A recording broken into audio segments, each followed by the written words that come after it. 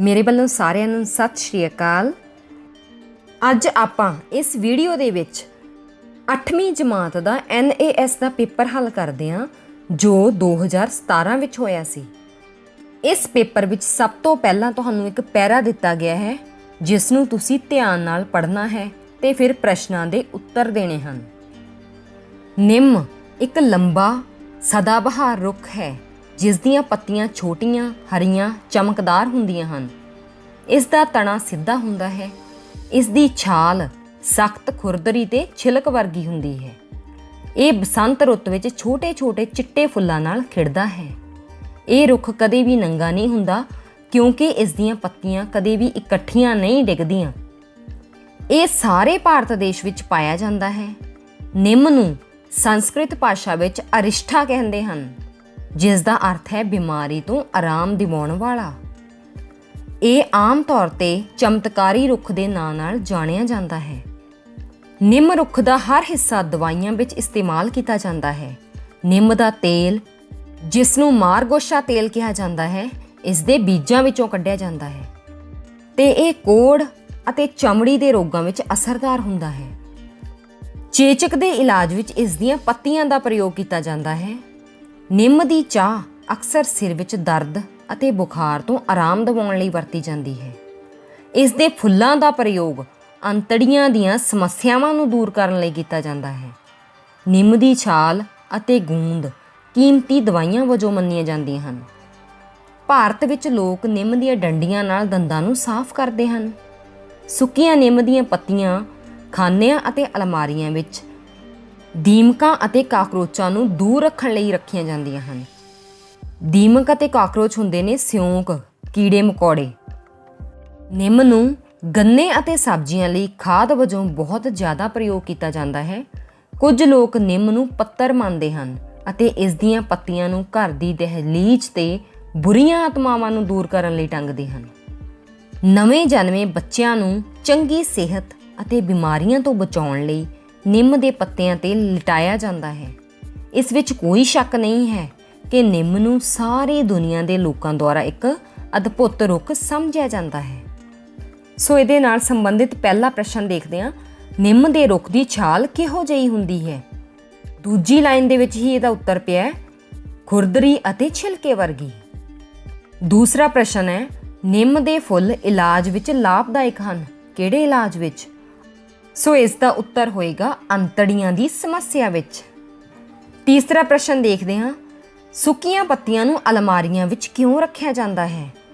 ਇਹ ਪ੍ਰਸ਼ਨ ਤੁਹਾਡੀ ਸਮਝ ਤੇ ਆਧਾਰਿਤ ਹੈ ਕਿਉਂਕਿ ਪੈਰੇ ਦੇ ਵਿੱਚ ਲਿਖਿਆ ਹੋਇਆ ਹੈ ਕਿ ਦੀਮਕਾਂ ਅਤੇ ਕਾਕਰੋਚਾਂ ਨੂੰ ਦੂਰ ਕਰਨ ਲਈ। ਸੋ ਦੀਮਕ ਤੇ ਕਾਕਰੋਚ ਕੀ ਹੁੰਦੇ ਨੇ? ਕੀੜੇ ਮਕੌੜੇ। ਸੋ ਕੀੜੇ ਮਕੌੜਿਆਂ ਨੂੰ ਦੂਰ ਕਰਨ ਲਈ। ਅਗਲਾ ਪ੍ਰਸ਼ਨ ਹੈ, ਕੁਝ ਲੋਕ ਘਰਾਂ ਦੀਆਂ ਦਹਿਲੀਜ਼ਾਂ ਤੇ ਨਿੰਮ ਦੀਆਂ ਪੱਤੀਆਂ ਟੰਗਦੇ ਹਨ। ਇਸ ਦਾ ਉੱਤਰ ਹੋਏਗਾ ਬੁਰੀਆਂ ਆਤਮਾਵਾਂ ਨੂੰ ਦੂਰ ਰੱਖਣ ਲਈ। ਪੰਜਵਾਂ ਪ੍ਰਸ਼ਨ ਹੈ, ਨਿੰਮ ਨੂੰ ਇੱਕ ਅਨੋਖਾ ਰੁੱਖ ਕਿਹਾ ਜਾਂਦਾ ਹੈ ਕਿਉਂਕਿ ਇਸ ਦਰਖਤ ਦਾ ਹਰ ਭਾਗ ਲਾਭਦਾਇਕ ਹੈ। ਸੋ ਚਾਰੋਂ ਆਪਸ਼ਨਸ ਨੂੰ ਤੁਸੀਂ ਧਿਆਨ ਨਾਲ ਪੜ੍ਹਨਾ ਹੈ ਤੇ ਫਿਰ ਸਹੀ ਆਪਸ਼ਨ ਪੈਰੇ ਦੇ ਅਨੁਸਾਰ ਚੁਣਨੀ ਹੈ। ਅਗਲਾ ਪ੍ਰਸ਼ਨ ਦੇਖਦੇ ਹਾਂ। 6 ਤੋਂ 10 ਤੱਕ ਪ੍ਰਸ਼ਨਾਂ ਦੇ ਉੱਤਰ ਤੁਸੀਂ ਦੇਣੇ ਨੇ ਅਗਲੇ ਪੈਰੇ ਨੂੰ ਪੜ੍ਹ ਕੇ। ਸੋ ਧਿਆਨ ਨਾਲ ਪੈਰਾ ਪੜ੍ਹ ਕੇ ਪ੍ਰਸ਼ਨਾਂ ਦੇ ਉੱਤਰ ਦੇਣੇ ਨੇ। ਸਭ ਤੋਂ ਪਹਿਲਾਂ ਆਪਾਂ ਜਾਣਦੇ ਹਾਂ ਹੇਮਾ ਦੇ ਵਿਚਾਰ। ਸਤਿ ਸ਼੍ਰੀ ਅਕਾਲ, ਮੈਂ ਹੇਮਾ ਹਾਂ। ਕੀ ਤੁਹਾਨੂੰ ਪਤਾ ਹੈ ਕਿ ਮੈਂ ਸਭ ਤੋਂ ਵੱਧ ਕਿਸ ਚੀਜ਼ 'ਚ ਆਨੰਦ ਮਾਣਦੀ ਹਾਂ? ਮੈਨੂੰ ਆਪਣੇ ਪਰਿਵਾਰ ਤੇ ਦੋਸਤਾਂ ਨਾਲ ਇਤਿਹਾਸਿਕ ਥਾਵਾਂ ਤੇ ਜਾਣਾ ਚੰਗਾ ਲੱਗਦਾ ਹੈ। ਪਿਛਲੇ ਸਾਲ ਗਰਮੀਆਂ ਦੀਆਂ ਛੁੱਟੀਆਂ ਵਿੱਚ ਮੈਂ ਹੈਦਰਾਬਾਦ ਗਈ ਅਤੇ ਉੱਥੇ ਚਾਰ ਮੀਨਾਰ ਅਤੇ ਗੋਲਕੁੰਡਾ ਕਿਲ੍ਹਾ ਵੇਖਿਆ। ਇਸ ਸਾਲ ਮੈਂ ਆਗਰਾ ਗਈ ਤੇ ਤਾਜ ਮਹਿਲ ਨੂੰ ਵੇਖ ਕੇ ਬਹੁਤ ਖੁਸ਼ ਹੋਈ। ਹਰ ਵਾਰ ਜਦੋਂ ਵੀ ਮੈਂ ਕਿਸੇ ਨਵੀਂ ਥਾਂ ਤੇ ਜਾਂਦੀ ਹਾਂ ਮੈਂ ਨਵੇਂ ਦੋਸਤ ਬਣਾਉਂਦੀ ਹਾਂ। ਤੁਹਾਨੂੰ ਕੀ ਲੱਗਦਾ ਹੈ ਕਿ ਮੈਨੂੰ ਅਗਲੇ ਸਾਲ ਕਿਸ ਥਾਂ ਤੇ ਜਾਣਾ ਚਾਹੀਦਾ ਹੈ? ਹੁਣ ਇਸ ਪੈਰੇ ਨਾਲ ਸੰਬੰਧਿਤ ਹੈ 6ਵਾਂ ਪ੍ਰਸ਼ਨ। ਗੋਲਕੁੰਡਾ ਕਿਲ੍ਹਾ ਅਤੇ ਤਾਜ ਮਹਿਲ ਵਿੱਚ ਕੀ ਸਾਂਝ ਹੈ? ਦੋਨਾਂ ਵਿੱਚ ਕੀ ਸਾਂਝ ਹੈ? ਦੋਨੋਂ ਹੀ ਇਤਿਹਾਸਿਕ ਸਥਾਨ ਹਨ। ਸੋ ਦੂਜੀ ਆਪਸ਼ਨ ਸਹੀ ਹੈ, ਇਹ ਇਤਿਹਾਸਿਕ ਸਥਾਨ ਹਨ। ਅਲੀ, ਮੈਂ ਅਲੀ ਹਾਂ। ਤੁਹਾਨੂੰ ਸਾਰਿਆਂ ਨੂੰ ਮਿਲ ਕੇ ਮੈਨੂੰ ਖੁਸ਼ੀ ਹੋਈ। ਨਵੀਆਂ ਚੀਜ਼ਾਂ ਸਿੱਖਣ ਲਈ ਮੈਂ ਹਮੇਸ਼ਾ ਉਤਸੁਕ ਰਹਿੰਦਾ ਹਾਂ। ਮੇਰੇ ਵਿਗਿਆਨ ਦੇ ਅਧਿਆਪਕ ਮੈਨੂੰ ਹੋਰ ਕਿਤਾਬਾਂ ਪੜ੍ਹਨ ਲਈ ਹਮੇਸ਼ਾ ਉਤਸ਼ਾਹਿਤ ਕਰਦੇ ਹਨ। ਉਹ ਕਹਿੰਦੇ ਹਨ ਕਿ ਪ੍ਰਸ਼ਨ ਪੁੱਛਣਾ ਕਿਸੇ ਵੀ ਵਿਗਿਆਨਕ ਖੋਜ ਦੀ ਸ਼ੁਰੂਆਤ ਹੈ। ਪਿਛਲੇ ਹਫ਼ਤੇ ਮੈਂ ਡਿਸਕਵਰਡ ਕੁਇਜ਼ਨਜ਼ ਨਾਮ ਦੀ ਇੱਕ ਕਿਤਾਬ ਪੜ੍ਹੀ ਜੋ ਕਿ ਮੈਨੂੰ ਬਹੁਤ ਹੀ ਗਿਆਨਵਰਧਕ ਅਤੇ ਦਿਲਚਸਪ ਲੱਗੀ। ਕੀ ਤੁਸੀਂ ਮੈਨੂੰ ਦੱਸ ਸਕਦੇ ਹੋ ਕਿ ਬਾਰਿਸ਼ ਬੂੰਦਾਂ ਵਿੱਚ ਕਿਉਂ ਗਿਰਦੀ ਹੈ? ਮੈਂ ਇਸ ਪ੍ਰਸ਼ਨ ਦਾ ਉੱਤਰ ਉਸ ਕਿਤਾਬ ਵਿੱਚ ਲੱਭਿਆ। ਅਗਲਾ ਹੈ ਰਜਤ। ਸਤਿ ਸ਼੍ਰੀ ਅਕਾਲ ਦੋਸਤੋ, ਮੈਂ ਰਜਤ ਹਾਂ। ਮੈਨੂੰ ਖੇਡਾਂ ਦਾ ਸ਼ੌਂਕ ਹੈ। ਮੈਂ ਫੁੱਟਬਾਲ ਲਈ ਬਹੁਤ ਭਾਵੁਕ ਹਾਂ। ਇਸ ਨੂੰ ਸੌਕਰ ਵੀ ਕਿਹਾ ਜਾਂਦਾ ਹੈ। ਇਹ 2 ਟੀਮਾਂ ਵਿਚਕਾਰ ਖੇਡੀ ਜਾਂਦੀ ਹੈ ਤੇ ਹਰ ਟੀਮ ਵਿੱਚ 11 ਖਿਡਾਰੀ ਹੁੰਦੇ ਹਨ। ਇਸ ਖੇਡ ਵਿੱਚ ਗੋਲਕੀਪਰ, ਰੱਖਿਅਕ ਅਤੇ ਸਟ੍ਰਾਈਕਰ ਹੁੰਦੇ ਹਨ। ਮੈਂ ਸਾਰੇ ਫੁੱਟਬਾਲ ਮੈਚ ਦੇਖਦਾ ਹਾਂ।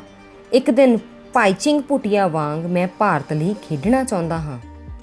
ਮੈਂ ਉਸਦੇ ਵਾਂਗ ਹੀ ਸਟ੍ਰਾਈਕਰ ਬਣਨਾ ਚਾਹੁੰਦਾ ਹਾਂ। ਸੋ 7ਵਾਂ ਪ੍ਰਸ਼ਨ ਹੈ ਖੇਡਾਂ ਬਾਰੇ। ਫੁੱਟਬਾਲ ਬਾਰੇ ਕੀ ਠੀਕ ਨਹੀਂ ਹੈ? ਹੁਣ ਆਪਾਂ ਪ੍ਰਸ਼ਨ ਦੇਖਣਾ ਜੋ ਠੀਕ ਨਹੀਂ ਹੈ। ਇਸ ਨੂੰ ਸੌਕਰ ਕਹਿੰਦੇ ਹਨ, ਬਿਲਕੁਲ ਸਹੀ।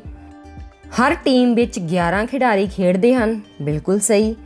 ਇਸ ਨੂੰ ਖੇਡਣ ਲਈ 2 ਟੀਮਾਂ ਦੀ ਜ਼ਰੂਰਤ ਹੁੰਦੀ ਹੈ, ਬਿਲਕੁਲ ਸਹੀ। ਇਹ ਕੇਵਲ ਗੋਲਕੀਪਰਾਂ ਦੀ ਖੇਡ ਹੈ, ਗਲਤ। ਸੋ ਇਸ ਆਪਸ਼ਨ ਨੂੰ ਆਪਾਂ ਟਿਕ ਕਰਾਂਗੇ। ਅਗਲਾ ਹੈ ਜੌਨ। ਸਭ ਨੂੰ ਸਤਿ ਸ਼੍ਰੀ ਅਕਾਲ, ਮੈਂ ਜੌਨ ਹਾਂ। ਵਾਤਾਵਰਨ ਨੂੰ ਹਰਾ ਅਤੇ ਸਾਫ਼ ਰੱਖਣਾ ਮੇਰਾ ਸ਼ੌਂਕ ਹੈ। ਕੀ ਤੁਹਾਨੂੰ ਪਤਾ ਹੈ ਕਿ ਬਰਸਾਤ ਦੇ ਮੌਸਮ ਵਿੱਚ ਮੈਂ ਆਪਣੇ ਸਕੂਲ ਵਿੱਚ 4 ਪੌਦੇ ਲਗਾਏ। ਇਨ੍ਹਾਂ ਵਿੱਚ ਜਾਮਣ, ਨਿੰਮ, ਅੰਬ ਅਤੇ ਗੁਲਮੋਹਰ ਹਨ। ਮੇਰੇ ਅਧਿਆਪਕ ਨੇ ਕਿਹਾ ਕਿ ਅਸੀਂ ਇਹਨਾਂ ਦਰੱਖਤਾਂ ਦੇ ਨਾਮ ਪੌਦਿਆਂ ਦੇ ਅੱਗੇ ਲਿਖ ਕੇ ਲਾਵਾਂਗੇ। ਮੇਰੀ ਕਲਾਸ ਵਿੱਚ ਸੋਮਾ ਪਲੇ ਕਾਰਡ ਬਣਾ ਰਹੀ ਹੈ। ਉਸ ਦਾ ਸ਼ੌਂਕ ਡਰਾਇੰਗ ਅਤੇ ਪੇਂਟਿੰਗ ਹੈ। ਇਸ ਪੈਰੇ ਨਾਲ ਸੰਬੰਧਿਤ 8ਵਾਂ ਪ੍ਰਸ਼ਨ ਹੈ, ਤੁਸੀਂ ਪੌਦਿਆਂ ਦੀ ਪਹਿਚਾਣ ਕਿਸ ਤਰ੍ਹਾਂ ਕਰੋਗੇ? ਪਹਿਲੀ ਆਪਸ਼ਨ ਬਿਲਕੁਲ ਸਹੀ ਹੈ। ਦਰੱਖਤਾਂ ਦੇ ਨਾਮ ਉਸ ਦੇ ਪੌਦੇ ਦੇ ਨੇੜੇ ਲਿਖੇ ਜਾਣਗੇ। ਅਗਲਾ ਪ੍ਰਸ਼ਨ ਹੈ, ਸੋਮਾ ਕਿਸ ਕੰਮ ਵਿੱਚ ਲੱਗੀ ਹੈ? ਕਿਸ ਕੰਮ ਵਿੱਚ ਲੱਗੀ ਹੈ? ਡਰਾਇੰਗ ਅਤੇ ਪੇਂਟਿੰਗ ਵਿੱਚ। 10ਵਾਂ ਪ੍ਰਸ਼ਨ ਹੈ, ਹਿਮਾ ਅਤੇ ਅਲੀ ਦੇ ਸ਼ੌਂਕਾਂ ਵਿੱਚ ਕੀ ਸਾਂਝ ਹੈ? ਦੋਨਾਂ ਨੂੰ ਕਿਹੜੇ-ਕਿਹੜੇ ਸ਼ੌਂਕ ਨੇ ਜਿਹੜੇ ਸਾਂਝੇ ਨੇ? ਇਸ ਦੇ ਵਿੱਚ ਤੀਜੀ ਆਪਸ਼ਨ ਬਿਲਕੁਲ ਸਹੀ ਹੈ। ਉਹਨਾਂ ਨੂੰ ਨਵੀਆਂ ਚੀਜ਼ਾਂ ਅਤੇ ਥਾਵਾਂ ਖੋਜਣਾ ਚੰਗਾ ਲੱਗਦਾ ਹੈ। ਅੱਗੇ ਤੁਹਾਨੂੰ ਇੱਕ ਇਸ਼ਤਿਹਾਰ ਦਿੱਤਾ ਗਿਆ ਹੈ ਜਿਸ ਨੂੰ ਵੇਖ ਕੇ ਤੁਸੀਂ ਪ੍ਰਸ਼ਨ ਨੰਬਰ 11 ਤੋਂ 15 ਤੱਕ ਉੱਤਰ ਦੇਣੇ ਨੇ। ਇਹ ਇਸ਼ਤਿਹਾਰ ਸਵੱਛ ਭਾਰਤ ਮਿਸ਼ਨ ਦੇ ਨਾਲ ਸੰਬੰਧਿਤ ਹੈ ਜਿਸ ਨੂੰ ਤੁਸੀਂ ਧਿਆਨ ਨਾਲ ਦੇਖੋਗੇ ਤੇ ਹੇਠ ਲਿਖੇ ਪ੍ਰਸ਼ਨਾਂ ਦੇ ਉੱਤਰ ਦਿਓਗੇ। ਪ੍ਰਸ਼ਨ 11, ਇਸ ਇਸ਼ਤਿਹਾਰ ਦਾ ਮੁੱਖ ਮੰਤਵ ਹੈ। ਕੀ ਹੈ ਇਸ ਦਾ ਮੁੱਖ ਮੰਤਵ? ਸਫਾਈ ਨੂੰ ਉਤਸ਼ਾਹਿਤ ਕਰਨਾ। ਕਿਉਂਕਿ ਇਸ ਇਸ਼ਤਿਹਾਰ ਦਾ ਸਿਰਲੇਖ ਹੀ ਸਵੱਛ ਭਾਰਤ ਅਭਿਆਨ ਹੈ, ਜਿਸ ਤੋਂ ਸਾਫ਼-ਸਾਫ਼ ਪਤਾ ਲੱਗਦਾ ਹੈ ਕਿ ਇਹਦਾ ਮੰਤਵ ਵੀ ਕੀ ਹੋਏਗਾ? ਸਫਾਈ ਨੂੰ ਉਤਸ਼ਾਹਿਤ ਕਰਨਾ। ਅਗਲਾ ਪ੍ਰਸ਼ਨ ਹੈ, ਖੁਦ ਨੂੰ ਇਸ ਤਰ੍ਹਾਂ ਬਦਲੋ ਜਿਵੇਂ ਤੁਸੀਂ ਦੁਨੀਆ ਨੂੰ ਬਦਲਣਾ ਚਾਹੁੰਦੇ ਹੋ। ਇਸ ਕਥਨ ਤੋਂ ਤੁਸੀਂ ਕੀ ਸਮਝਦੇ ਹੋ? ਸੋ ਇਹਦੇ ਵਿੱਚ ਦੂਜੀ ਆਪਸ਼ਨ ਬਿਲਕੁਲ ਸਹੀ ਹੈ ਕਿ ਦੁਨੀਆ ਵਿੱਚ ਬਦਲਾਅ ਦੀ ਸ਼ੁਰੂਆਤ ਖੁਦ ਤੋਂ ਹੁੰਦੀ ਹੈ। ਅਗਲਾ ਪ੍ਰਸ਼ਨ ਹੈ, ਤੁਹਾਨੂੰ ਜੁਰਮਾਨਾ ਦੇਣਾ ਪਵੇਗਾ ਜੇਕਰ ਤੁਸੀਂ ਕਿਉਂ ਦੇਣਾ ਪਵੇਗਾ? ਜੇਕਰ ਤੁਸੀਂ ਰੇਲਵੇ ਦੇ ਆਂਗਣ ਜਾਂ ਡੱਬੇ ਵਿੱਚ ਕੂੜਾ ਸੁੱਟਦੇ ਹੋ। ਆਂਗਣ ਮੀਨਸ ਵਿਹੜਾ, ਮਤਲਬ 4 ਦੀਵਾਰੀ ਦੇ ਅੰਦਰ।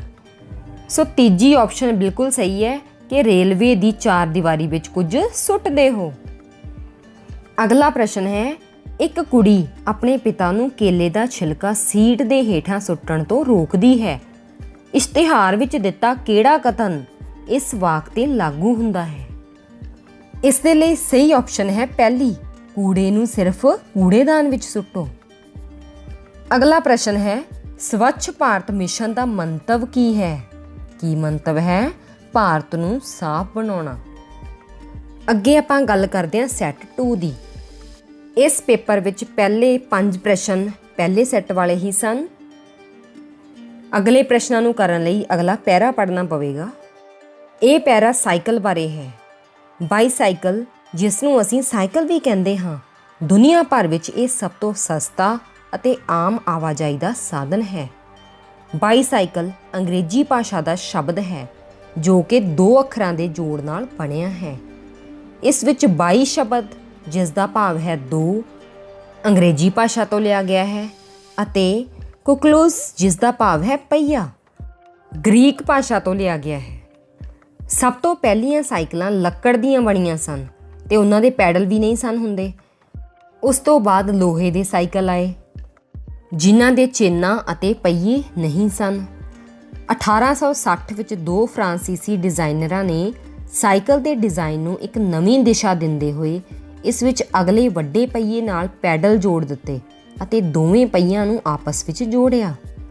ਇਹ ਸਾਈਕਲ ਉੱਚੀ ਸੀਟ ਹੋਣ ਕਰਕੇ ਤੇ ਮਾੜੀ ਭਾਰ ਦੀ ਵੰਡ ਕਰਕੇ ਚਲਾਉਣੇ ਔਖੇ ਸਨ। ਇਸ ਮੁਸ਼ਕਿਲ ਵੱਲ ਬਾਅਦ ਵਿੱਚ ਧਿਆਨ ਦਿੰਦੇ ਹੋਏ ਅਗਲੇ ਪਹੀਏ ਦਾ ਵਿਆਸ ਘਟਾਇਆ ਗਿਆ ਤੇ ਸੀਟ ਨੂੰ ਹੋਰ ਪਿੱਛੇ ਕੀਤਾ ਗਿਆ। ਅੱਜ ਹਰ ਸਾਈਕਲ ਦੇ ਅਗਲੇ ਅਤੇ ਪਿਛਲੇ ਪਹੀਆਂ ਨੂੰ ਗੇਅਰਾਂ ਨਾਲ ਜੋੜਿਆ ਜਾਂਦਾ ਹੈ।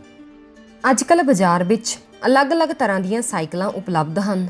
ਸਪੋਰਟਸ ਸਾਈਕਲ ਵਿੱਚ ਗੇਅਰ ਹੁੰਦੇ ਹਨ। ਸਪੋਰਟਸ ਸਾਈਕਲ ਮੀਨਸ ਖੇਡਾਂ ਵਾਲੇ ਸਾਈਕਲ, ਪਰ ਇਹ ਬਹੁਤ ਮਹਿੰਗੀਆਂ ਹੁੰਦੀਆਂ ਹਨ। ਮਨੋਰੰਜਕ ਸਾਈਕਲ ਜ਼ਿਆਦਾਤਰ ਸਰਕਸ ਦੇ ਸ਼ੋਅ ਵਿੱਚ ਇਸਤੇਮਾਲ ਹੁੰਦੇ ਹਨ। ਤੰਦਰੁਸਤ ਰਹਿਣ ਲਈ ਅਤੇ ਪਹਾੜੀ ਟਰੈਕਾਂ 'ਤੇ ਸਾਈਕਲਿੰਗ ਕਰਨ ਲਈ ਵੀ ਸਾਈਕਲ ਹੁੰਦੇ ਹਨ।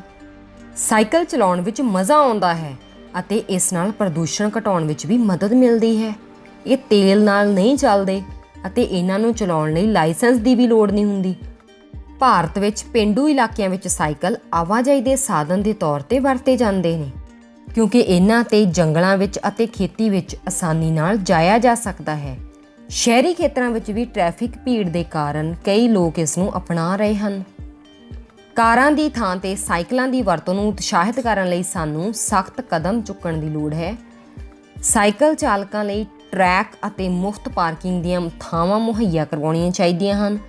ਬੈਂਕਾਂ ਨੂੰ ਘੱਟ ਵਿਆਜ ਦਰ 'ਤੇ ਕਰਜ਼ਾ ਉਪਲਬਧ ਕਰਵਾਉਣਾ ਬਣਦਾ ਹੈ। ਮੈਸੂਰੂ ਵਰਗੇ ਸ਼ਹਿਰਾਂ ਵਿੱਚ ਵੱਡੇ ਪੱਧਰ 'ਤੇ ਸਾਈਕਲਾਂ ਦੀ ਸਾਂਝੀ ਵਰਤੋਂ ਜਿਹੀਆਂ ਯੋਜਨਾਵਾਂ ਸ਼ੁਰੂ ਕੀਤੀਆਂ ਗਈਆਂ ਹਨ ਜਿਨ੍ਹਾਂ ਵਿੱਚ ਲੋਕ ਕੁਝ ਘੰਟੇ ਜਾਂ ਕੁਝ ਦਿਨਾਂ ਲਈ ਸਾਈਕਲ ਕਿਰਾਏ 'ਤੇ ਲੈ ਸਕਦੇ ਹਨ। ਇਸ ਪੈਰੇ ਨਾਲ ਸੰਬੰਧਿਤ 6ਵਾਂ ਪ੍ਰਸ਼ਨ ਹੈ, ਇਹਨਾਂ ਵਿੱਚੋਂ ਸਭ ਤੋਂ ਪਹਿਲੀ ਸਾਈਕਲ ਕਿਹੜੀ ਸੀ? ਸਹੀ ਆਪਸ਼ਨ ਹੈ ਲੱਕੜ ਦਾ ਸਾਈਕਲ। 7ਵਾਂ ਪ੍ਰਸ਼ਨ, ਦੂਜਾ ਪੈਰਾ ਕਿਸ ਬਾਰੇ ਵਿੱਚ ਹੈ? ਕਿਸ ਬਾਰੇ ਵਿੱਚ ਹੈ? ਸਾਈਕਲ ਦੇ ਇਤਿਹਾਸ ਬਾਰੇ। 8ਵਾਂ ਪ੍ਰਸ਼ਨ ਹੈ, ਖੇਡਾਂ ਵਾਲੇ ਸਾਈਕਲ ਸਧਾਰਨ ਸਾਈਕਲ ਤੋਂ ਕਿਵੇਂ ਵੱਖ ਹਨ? ਖੇਡਾਂ ਵਾਲੇ ਸਾਈਕਲ ਮੀਨਸ ਸਪੋਰਟਸ ਸਾਈਕਲ ਕਿਵੇਂ ਵੱਖ ਨੇ? ਕਿਉਂਕਿ ਇਸ ਦੇ ਵਿਸ਼ੇਸ਼ ਗੇਅਰ ਹੁੰਦੇ ਨੇ। 9ਵਾਂ ਪ੍ਰਸ਼ਨ, ਸਾਈਕਲ ਕਾਰਾਂ ਤੋਂ ਕਿਵੇਂ ਬਿਹਤਰ ਹਨ? ਕਿਉਂਕਿ ਉਹ ਹਵਾ ਨੂੰ ਪ੍ਰਦੂਸ਼ਿਤ ਨਹੀਂ ਕਰਦੇ। 10ਵਾਂ ਪ੍ਰਸ਼ਨ ਹੈ, ਸ਼ਹਿਰੀ ਤੇ ਪੇਂਡੂ ਖੇਤਰ ਵਿੱਚ ਸਾਈਕਲ ਦਾ ਆਮ ਲਾਭ ਹੈ ਕਿ ਲੋਕ ਇਹਨਾਂ ਨੂੰ ਜੰਗਲਾਂ ਤੇ ਖੇਤਾਂ ਵਿੱਚ ਚਲਾ ਸਕਦੇ ਹਨ। ਅੱਗੇ ਤੁਹਾਨੂੰ ਇੱਕ ਸਾਰਣੀ ਦਿੱਤੀ ਹੋਈ ਹੈ ਜਿਸ ਨੂੰ ਤੁਸੀਂ ਪੜ੍ਹਨਾ ਹੈ ਧਿਆਨ ਨਾਲ ਤੇ 11 ਤੋਂ ਲੈ ਕੇ 15 ਤੱਕ ਪ੍ਰਸ਼ਨਾਂ ਦੇ ਉੱਤਰ ਦੇਣੇ ਨੇ। ਇਸ ਸਾਰਣੀ ਦੇ ਵਿੱਚ ਕੈਟਾਗਰੀ ਦਿੱਤੀ ਗਈ ਹੈ ਜਾਨਵਰਾਂ ਦੀ। ਜਾਨਵਰਾਂ ਦਾ ਨਾਮ ਦੱਸਿਆ ਗਿਆ ਹੈ, ਫਿਰ ਉਹਨਾਂ ਦੀ ਲੰਬਾਈ ਦੱਸੀ ਗਈ ਹੈ, ਵਜ਼ਨ ਦੱਸਿਆ ਗਿਆ ਹੈ ਤੇ ਭੋਜਨ ਦੀ ਕਿਸਮ। ਸਭ ਤੋਂ ਵੱਡਾ ਜਾਨਵਰ ਹੈ ਡਾਇਨਾਸੌਰ, ਜਿਹੜਾ ਕਿ ਅਲੋਪ ਹੋ ਚੁੱਕੀ ਪ੍ਰਜਾਤੀ ਹੈ। ਇਹਦੀ ਲੰਬਾਈ ਦਿੱਤੀ ਗਈ ਹੈ, ਵਜ਼ਨ ਦਿੱਤਾ ਗਿਆ ਹੈ। ਸ਼ਾਕਾਹਾਰੀ ਸੀ। ਸ਼ਾਕਾਹਾਰੀ ਤੋਂ ਭਾਵ ਜੋ ਮਾਂਸ ਨਾ ਖਾਂਦਾ ਹੋਵੇ ਤੇ ਮਾਸਾਹਾਰੀ ਤੋਂ ਭਾਵ ਜੋ ਮਾਂਸ ਖਾਂਦਾ ਹੋਵੇ। ਸਭ ਤੋਂ ਵੱਡਾ ਜੀਵਤ ਜਾਨਵਰ ਹੈ ਨੀਲੀ ਬੇਲ। ਇਸ ਦੀ ਉਮਰ ਕੰਨਾਂ ਵਿਚਲੀ ਚਮੜੀ ਤੋਂ ਪਤਾ ਲੱਗਦੀ ਹੈ। ਫਿਰ ਇਹਦੀ ਲੰਬਾਈ ਤੇ ਇਹਦਾ ਵਜ਼ਨ ਦਿੱਤਾ ਗਿਆ ਹੈ ਤੇ ਮਾਸਾਹਾਰੀ ਹੈ। ਧਰਤੀ ਤੇ ਸਭ ਤੋਂ ਵੱਡਾ ਜਾਨਵਰ ਹੈ ਅਫਰੀਕੀ ਹਾਥੀ। ਇਸ ਦੀ ਖਾਸ ਗੱਲ ਇਸ ਦੇ ਕੰਨ ਹਨ। ਸਭ ਤੋਂ ਉੱਚਾ ਜਾਨਵਰ ਹੈ ਜਿਰਾਫ। ਇਸ ਦਾ ਝੁੰਡ ਟਾਵਰ ਖਾਉਂਦਾ ਹੈ। ਸਭ ਤੋਂ ਵੱਡਾ ਰੀਂਗਣ ਵਾਲਾ ਜੀਵ ਹੈ ਨਮਕੀਨ ਪਾਣੀ ਦਾ ਮਗਰਮੱਛ, ਜੋ ਕਿ ਮਾਸਾਹਾਰੀ ਹੈ। ਤੇ ਸਭ ਤੋਂ ਵੱਡਾ ਪੰਛੀ ਹੈ ਸ਼ੁਤਰਮੁਰਗ, ਜਿਹੜਾ ਕਿ ਸਰਬਾਹਾਰੀ ਹੈ। ਸਰਬਾਹਾਰੀ ਮੀਨਸ ਜੋ ਮਾਸਾਹਾਰੀ ਵੀ ਹੈ ਤੇ ਸ਼ਾਕਾਹਾਰੀ ਵੀ ਹੈ। ਆਓ ਹੁਣ ਦੇਖਦੇ ਹਾਂ ਇਸ ਸਾਰਣੀ ਨਾਲ ਸੰਬੰਧਿਤ ਪ੍ਰਸ਼ਨ। ਪ੍ਰਸ਼ਨ ਨੰਬਰ 11, ਹੁਣ ਅਤੇ ਪਹਿਲਾਂ ਮੌਜੂਦ ਸਭ ਤੋਂ ਵੱਡਾ ਜਾਨਵਰ। ਉਹ ਜਾਨਵਰ ਜੋ ਹੁਣ ਵੀ ਹੋਵੇ ਤੇ ਪਹਿਲਾਂ ਵੀ ਸੀ, ਉਹ ਹੈ ਬਲੂ ਵੇਲ ਤੇ ਡਾਇਨਾਸੌਰ। ਬਲੂ ਵੇਲ ਮੀਨਸ ਨੀਲੀ ਵੇਲ। ਅਗਲਾ ਪ੍ਰਸ਼ਨ ਹੈ, ਵਿਗਿਆਨਕਾਂ ਨੇ ਬਲੂ ਵੇਲ ਦੀ ਉਮਰ ਕਿਵੇਂ ਪਤਾ ਕੀਤੀ? ਨੀਲੀ ਵੇਲ ਵਾਲੇ ਬਾਕਸ ਵਿੱਚ ਲਿਖਿਆ ਹੋਇਆ ਹੈ ਕੰਨ ਦੀ ਚਮੜੀ ਦੀਆਂ ਪਰਤਾਂ ਗਿਣ ਕੇ। ਸੋ ਚੌਥੀ ਆਪਸ਼ਨ ਬਿਲਕੁਲ ਸਹੀ ਹੈ। ਜਿਰਾਫ ਦੇ ਝੁੰਡ ਨੂੰ ਕੀ ਕਹਿੰਦੇ ਹਨ? ਤੀਜੀ ਆਪਸ਼ਨ ਬਿਲਕੁਲ ਸਹੀ ਹੈ, ਟਾਵਰ। ਜਿਰਾਫ ਦੇ ਝੁੰਡ ਨੂੰ ਟਾਵਰ ਕਿਹਾ ਜਾਂਦਾ ਹੈ। 14ਵਾਂ ਪ੍ਰਸ਼ਨ ਹੈ, ਇਹਨਾਂ ਵਿੱਚੋਂ ਸੂਚਨਾ ਦੇ ਕਿਹੜੇ ਟੋਟੇ ਸਾਰਣੀ ਵਿੱਚ ਇੱਕ ਵਿਸ਼ੇਸ਼ ਰੂਪ ਵਿੱਚ ਰੱਖੇ ਗਏ ਹਨ? ਇਸ ਦੇ ਵਿੱਚ ਦੂਜੀ ਆਪਸ਼ਨ ਬਿਲਕੁਲ ਸਹੀ ਹੈ, ਜਾਨਵਰਾਂ ਦੀ ਉਚਾਈ ਅਤੇ ਭਾਰ। 15ਵਾਂ ਪ੍ਰਸ਼ਨ ਹੈ, ਹੇਠ ਲਿਖਿਆਂ ਵਿੱਚੋਂ ਕਿਹੜਾ ਪੱਤੇ, ਕੀੜੇ, ਛਿਪਕਲੀਆਂ ਤੇ ਫਲ ਖਾਂਦਾ ਹੈ? ਸੋ ਸਹੀ ਆਪਸ਼ਨ ਹੋਵੇਗੀ ਤੀਸਰੀ, ਸ਼ੁਤਰਮੁਰਗ, ਕਿਉਂਕਿ ਸ਼ੁਤਰਮੁਰਗ ਕੀ ਹੈ? ਸਰਬਹਾਰੀ। ਤੇ ਸਰਬਹਾਰੀ ਕੌਣ ਹੁੰਦੇ ਨੇ? ਜੋ ਸ਼ਾਕਾਹਾਰੀ ਵੀ ਹੁੰਦੇ ਨੇ ਤੇ ਮਾਸਾਹਾਰੀ ਵੀ ਹੁੰਦੇ ਨੇ। ਸੋ ਮੈਨੂੰ ਪੂਰੀ ਉਮੀਦ ਹੈ ਕਿ ਤੁਹਾਨੂੰ ਸਾਰਾ ਪੇਪਰ ਬਿਲਕੁਲ ਚੰਗੀ ਤਰ੍ਹਾਂ ਸਮਝ ਆ ਗਿਆ ਹੋਵੇਗਾ। ਜੇਕਰ ਵੀਡੀਓ ਚੰਗੀ ਲੱਗੀ ਹੋਵੇ ਤਾਂ ਲਾਈਕ ਤੇ ਸ਼ੇਅਰ ਜ਼ਰੂਰ ਕਰਿਓ। ਧੰਨਵਾਦ।